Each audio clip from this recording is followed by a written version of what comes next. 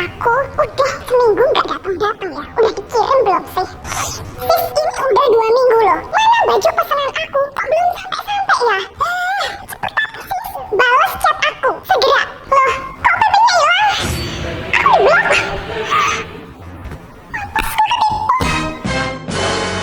Pengalaman adalah guru terbaik. Belajar dari pengalaman Madam yang ketipu beli online shop.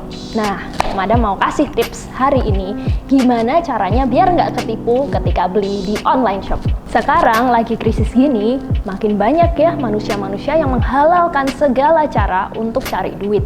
Sekarang penipuan lewat Instagram itu banyak banget macamnya. Madam sendiri kalau mau belanja lewat online shop Instagram bakal cek dan recheck online shopnya. Trusted apa enggak? Penipuan itu banyak banget macamnya. Ada yang satu, barang nggak dikirim. Yang kedua, produk yang dikirim nggak sesuai sama spesifikasi yang tertulis. Nah, jadi kalian harus cermat nih. Contohnya nih, kalau kalian mau beli emas online, yang paling harus kalian cermati adalah kadarnya. hari ini Madam mau menjelaskan tentang kadar emas. Kadar emas itu apa sih? Kadar emas itu adalah kandungan seberapa banyak logam emas yang terkandung dalam suatu perhiasan. Menurut Lembaga Standarisasi Indonesia atau SNI, emas terbagi menjadi beberapa kategori menurut kadarnya. Jadi Madam mau jelasin nih, kalau persen dan kadar itu artinya sama. Contohnya nih, kalau ada orang bilang emas kadar 18 karat, itu artinya sama dengan emas kadar 75%. Sama juga kalau orang ada yang ngaku emasnya 75%, itu artinya Adalah emas 18 karat. jadi seperti yang kayak Madam bilang di episode sebelumnya. Jangan lupa ditonton loh. Madam sudah bilang kalau emas adalah logam yang lunak, artinya lembek. Emas murni 24 karat atau kadar 100% kurang cocok dijadiin bahan dasar perhiasan. Maka dari itu, emas harus dicampur dengan alloy atau logam lain agar teksturnya lebih kokoh untuk dijadiin perhiasan. Kalau emas murni dipaksain jadi perhiasan, pasti modelnya jadi gedebel. Jadi kayak nggak bisa ramping atau fashionable ala-ala Korea gitu guys.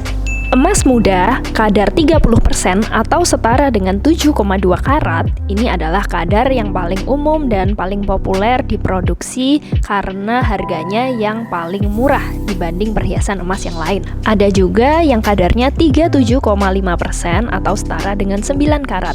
Ini juga lumayan populer karena harganya memang jauh lebih murah dibanding emas murni atau emas tua.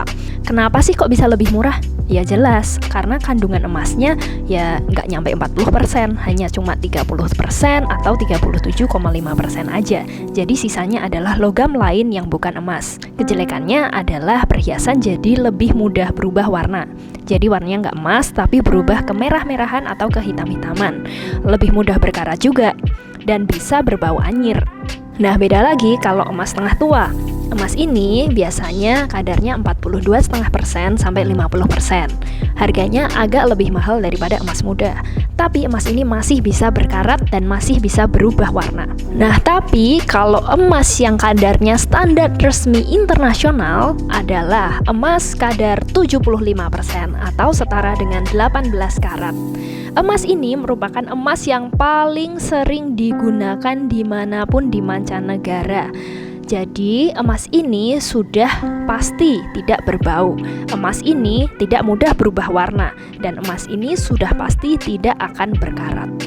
Kenapa sih standar resmi internasional? Artinya apa? Artinya emas yang kamu beli kalau kadarnya 75% pasti bisa dijual lagi di negara manapun. Mau di Arab, mau di Prancis, mau di Eropa, Amerika, Cina, Hong Kong, dimanapun pasti bisa dijual kembali. Karena ini adalah standar resmi yang diakui oleh dunia internasional. Jadi kalau ada yang tanya, Madam enaknya beli yang mana nih kadarnya?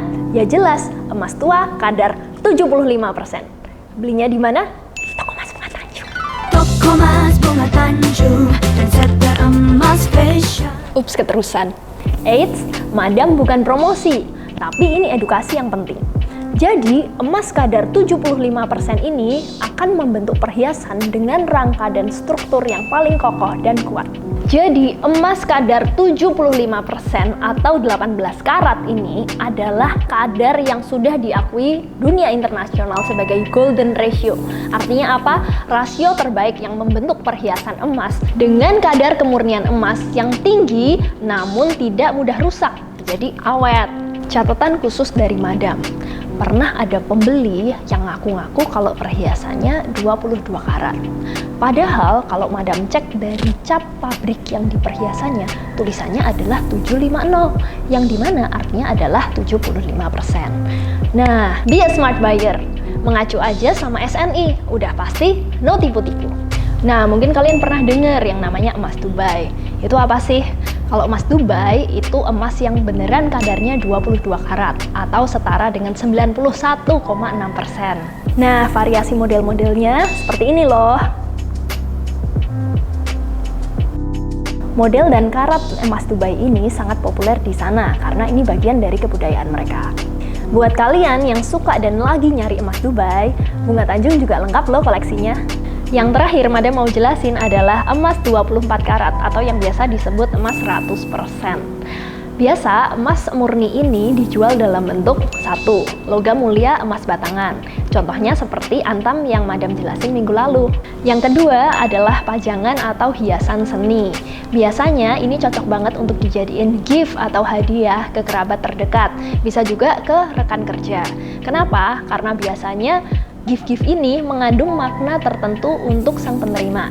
Contohnya, kalau bentuknya ikan koi itu artinya kemakmuran. Kalau kura-kura artinya panjang umur. Nah, kalau lapis emas itu kan emas kan ya? Lapis emas. Jangan kalian pikir lapis emas itu setebel ini. Padahal kenyataannya lapisan emasnya hanya setebel ini.